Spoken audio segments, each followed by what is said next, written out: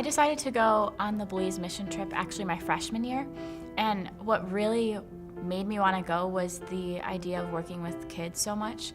So we worked in a school and we also did VBS. And then my sophomore and junior and senior year, I went back to Belize, and those deep relationships year after year just continued to get stronger.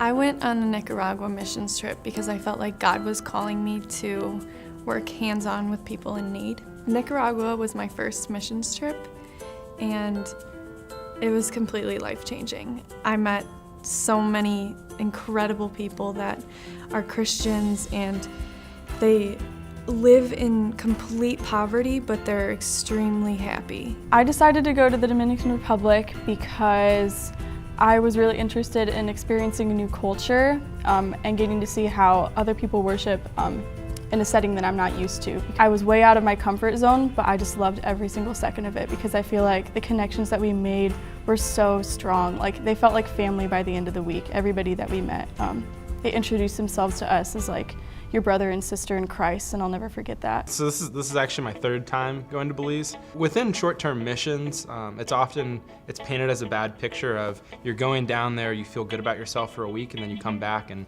it's over. But with the Belize trip, we go back every year. Something that's important to me about short-term mission trips is going back.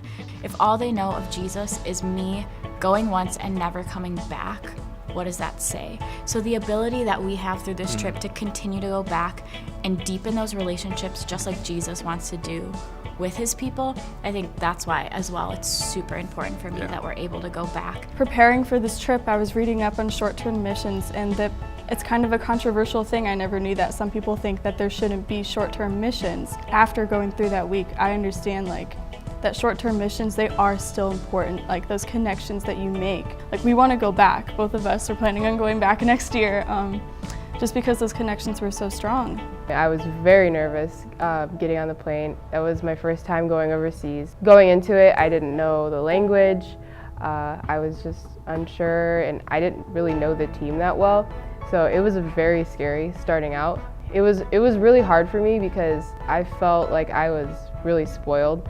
And to really see how people are living and how I'm living, it was hard. At Judson, it's a joke that we're in the Judson bubble, but it's kind of scary if you really break that down and think how much we're in our tight little community that's really comfortable. So having opportunities to break out of your comfort zone, I think that's when we grow, and when God can use us the most is when we're outside of our comfort zone.